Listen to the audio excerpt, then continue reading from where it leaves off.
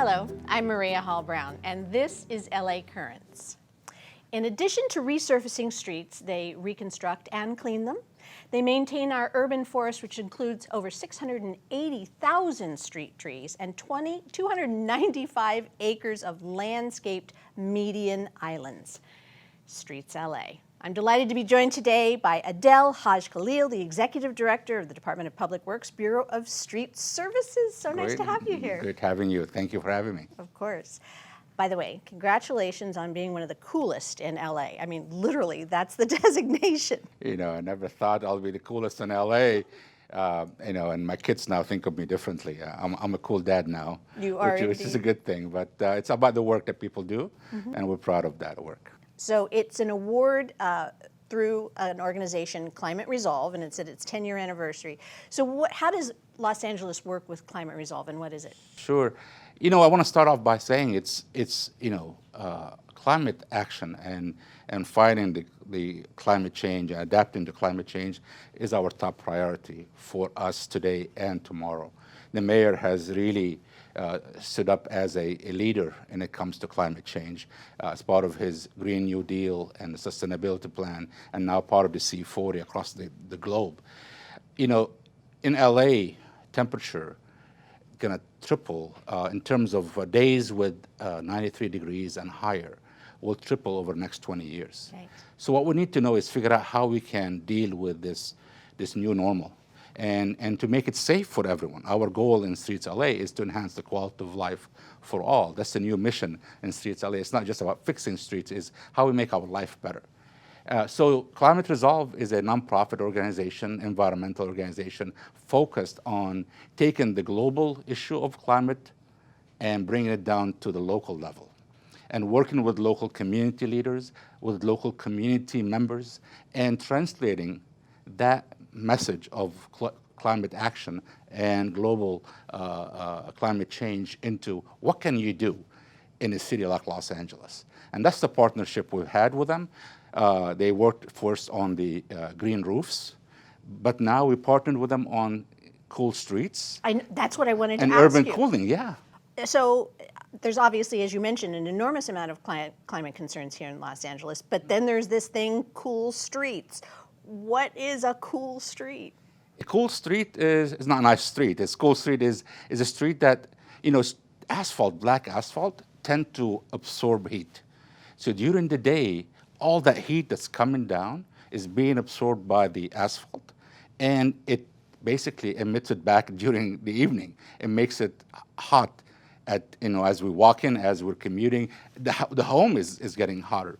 So we want to reduce the temperature. So the idea that we had in 2014 and really built on it in 2017 with Climate Resolve and others is how can we maybe bring something else to reflect that heat.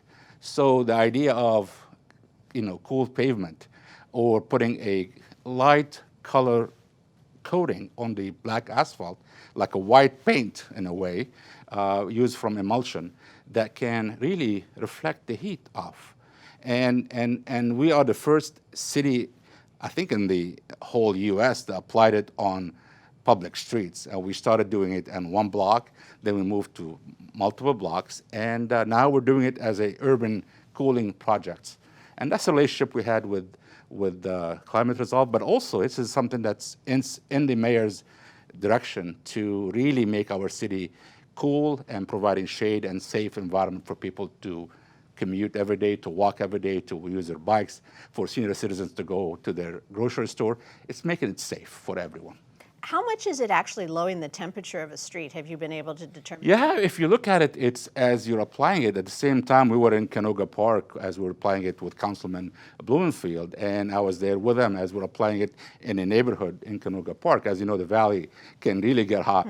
So we were measuring temperature, and it was like 20-degree difference between the asphalt and the cool pavement.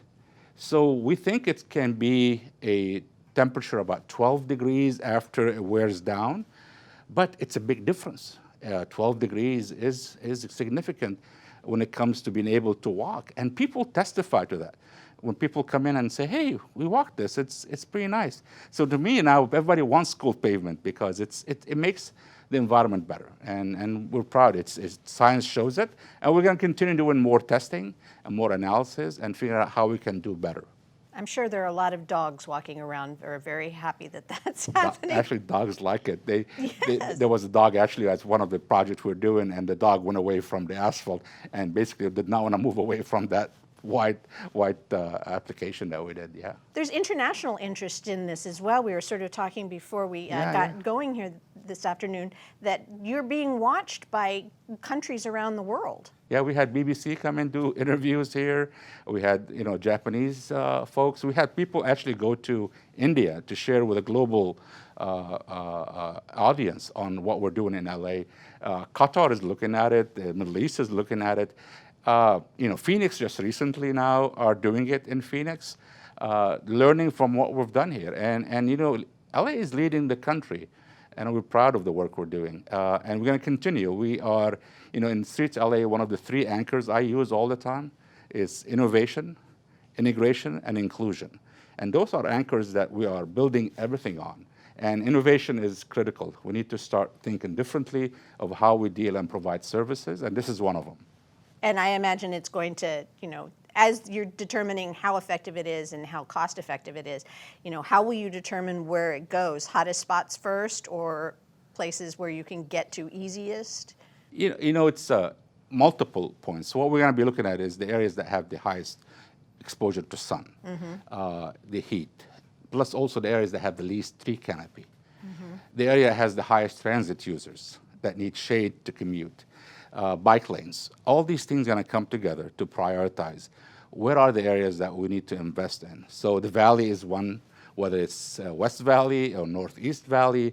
And we did one in South LA in an area down on 54th and 4th by a school. We actually fixed sidewalks, planted trees. And that's the new idea, is evolving from just being a coating to a street to a concept of urban cooling, where we are actually planting trees, providing transit shelters, fixing the sidewalks, providing bike lanes, doing a holistic solution, because really what people want, and you've seen it recently in the safe streets and the slow streets, people want the environment to be able to get out and walk. And, having less exposure to sun makes us get out. Having less exposure to sun makes us healthy and makes us feel good. And this is what we're here for, to make people's lives better. Okay, so you mentioned several ways to create a canopy where it's obviously buildings create shade, but most importantly, trees. So what difference do trees make? Visually, they're attractive. They also could be problematic because of what they do to the pavement, et cetera. So how much of a difference does a tree make in your world? Yeah, I'll tell you a story about tree relationship. I started here 2 years ago. The mayor, appointed me, and I worked in LA sanitation before, and I'm a water leader across the country and the world. And my biggest accomplishment was bringing and dealing with water as one water, integration, working together and looking for multi-benefits. The first day I think I came in, there was a street in Hollywood called Cherokee. And there was a conflict between the community that wanted the sidewalks repaired and the community that wants the tree and the tree canopy to stay. And I had to step in and figure something out. There were like 18 trees that were going to be removed to fix the sidewalks. I was able to start thinking differently. I said, let's take a step back and find a way to maybe meander the sidewalks, maybe tree prune, and then tree trim the trees to make it smaller and figure out how we can. And we did it. We just finished the project right now. 15 out of 18 trees are saved. We planted more trees, and the sidewalk is safe and moving forward. So I think the two can exist together. And for a long time, they've been at odds.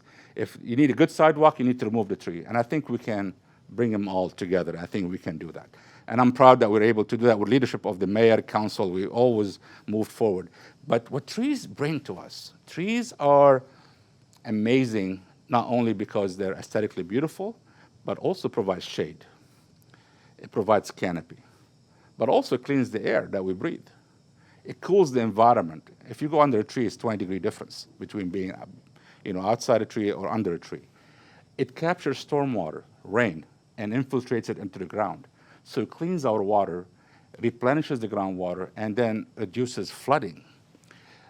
So it's multiple things. Psychologically, there's research that really people, and it gives people hope. I was going to say that because, you know, your passion about trees reminded me of a quote that is erroneously attributed to Martin Luther. It says, even if I knew that tomorrow the world would go to pieces, I would still plant my apple tree.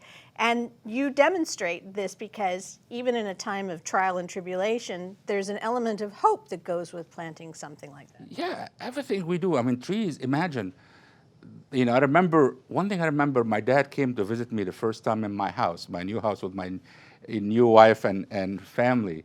He ate an avocado and he planted the seed. And that seed became a tree. And I still, till today, remember him because of that tree. And he always reminded me, the first thing you need to do is plant trees, because trees brings you hope and blessing. And I think the same thing outside in our city. Our city, there's a lot of areas in the city that we need to enhance our canopy. We need to provide that option. We want to walk. We want to be able to commute and walk under a row of trees to the park, to the neighbor's house, and do it safely, and be able to bike and go to the transit stop.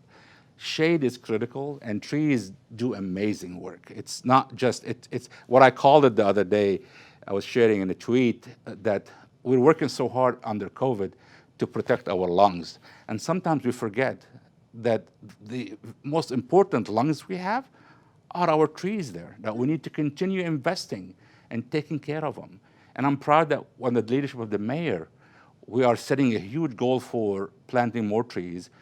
People right now can go to city plants and ask for a tree and adopt a tree. I ask them to adopt a tree and plant a tree, take care of the trees. We need to plant 90,000 trees. We're working through it. And we have a great new chief forester officer, Rachel Mellerich, that has been joined us in the city. He's going to work hard on coordinating all that effort. And she's amazing, and we're blessed to have her.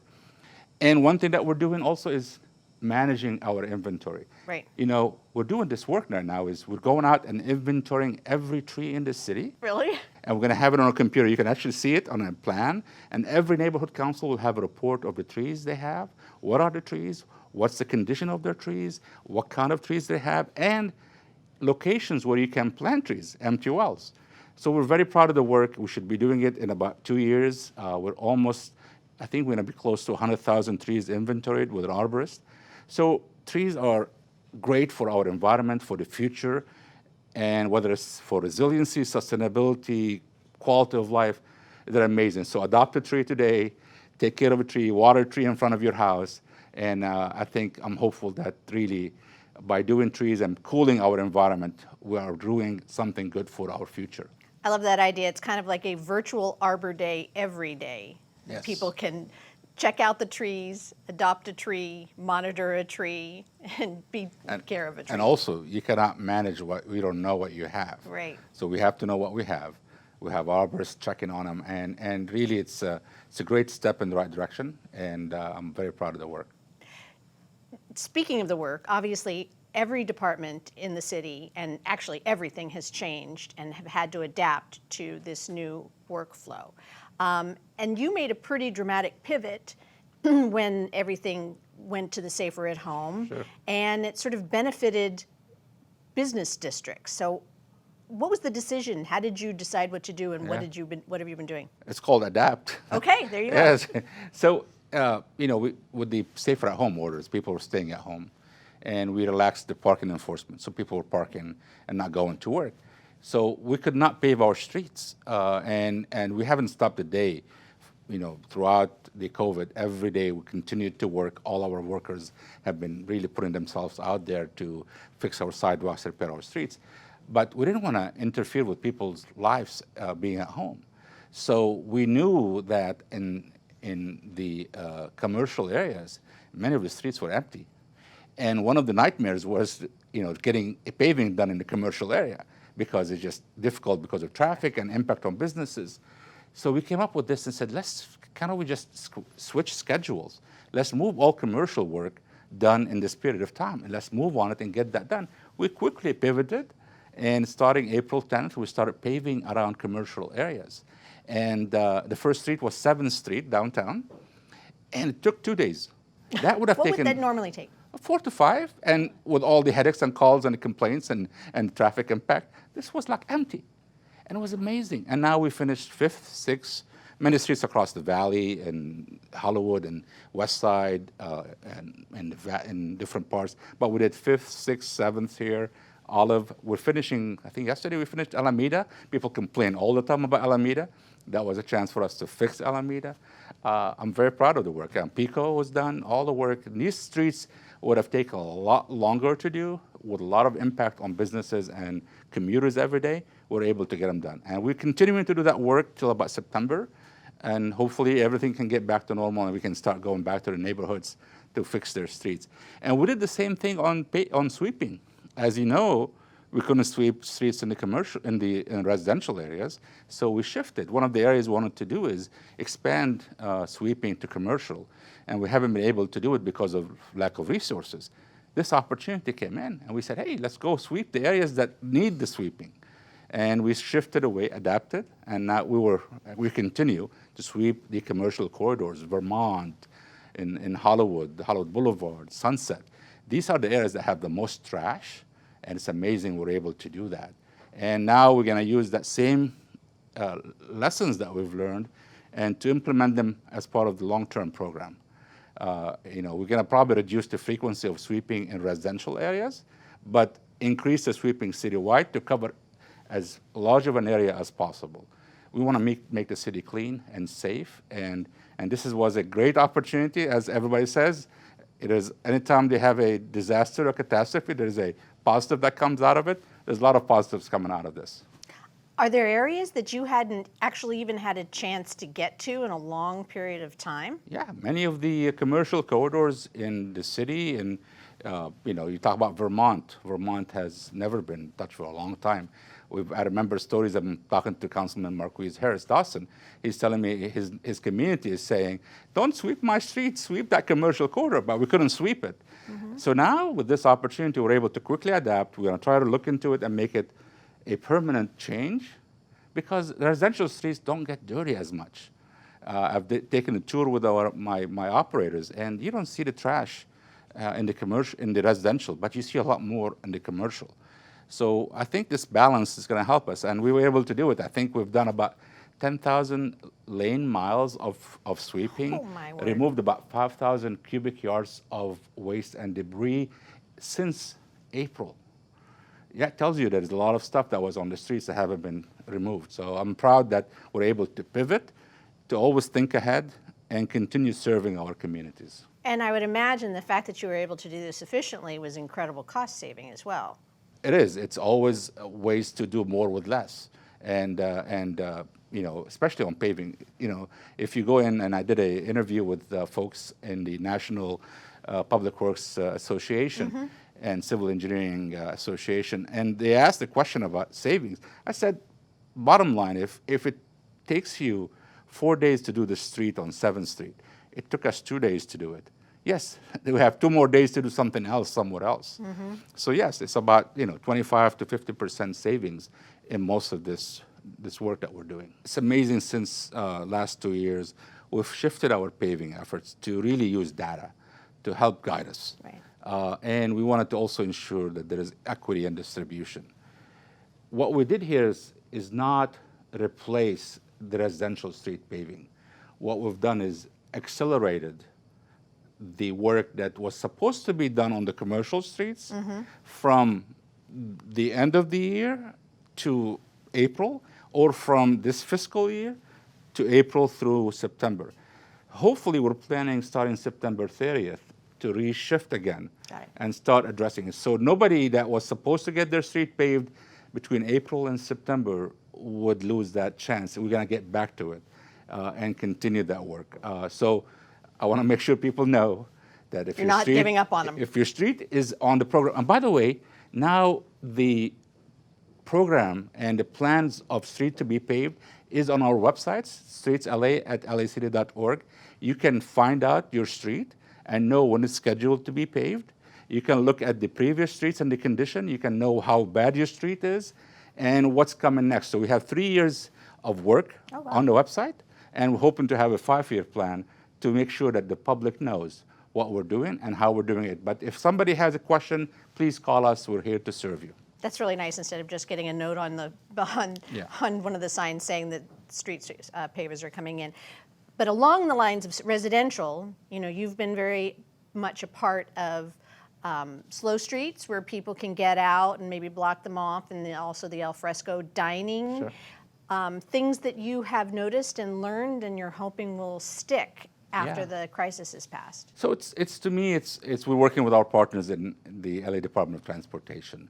We're supporting the efforts to make the streets available for people to walk. But what it really, I've talked to Salida Reynolds, my friend, general manager of LA DOT, about the future. I think people want to have a permanent slow street. People want to see some streets closed to traffic and just use it for pedestrians or for dining. I think this is an opportunity for us to reimagine or recreate our city. We talk about complete streets, holistic streets, safe streets. I think this is the chance to all to think about it and figure out how we do it. I think, to me, this COVID, although we all suffered from it, and we lost many friends and many lives, it's really making us think about our future, what we need to do. Right. And everything we learned here, we need to figure out how we can make it permanent. So I tell Salida Reynolds, how can we maybe take those slow streets and make them oasis streets? You take green streets that capture stormwater, add trees to it, make cool pavement, and close that street for the community to enjoy, knowing that the street is now cool, there's shade, and there's places for the kids to enjoy. And then we're capturing stormwater. We're addressing stormwater through grassy swales and other things. So I think we all have to come together and start providing these holistic solutions. Sounds idyllic. Yeah, I mean, I call it an oasis. Yeah, I love that term. All right, so things that are not necessarily tranquil, budgets, they're in turmoil. But I also understand that you realize that you save the city money when you're fixing pavement. How does that work? So this is something that we've been talking about with Councilman Krakowian, with the mayor. And one thing that we're doing is we're partnering with the city attorney's office, with ITA, and many partners to really be surgical about where we repair. Every sidewalk that we have a claim, the average claim is about $160,000. From someone getting injured because they fall? Getting injured. Okay. So that's a liability. For every street that's damaged and where there's an accident or some injury, it's about average $250,000. Wow. And what we wanted to do is, instead of investing in paying out claims, but also saving people from being injured, let's invest in making the streets better. So this is the first year, last year, was the first year we start focusing on failed streets, fixing sidewalks, and doing all this with a strategic and surgical look, using data. So what is the area that has the biggest impact? And we're able to do it. This year, last year I project that we saved about $335 million in liability reduction by these works that we did. So I'm happy with the work. And every penny we invest in the infrastructure, we're saving by making the streets safe, but also reducing liability and payouts.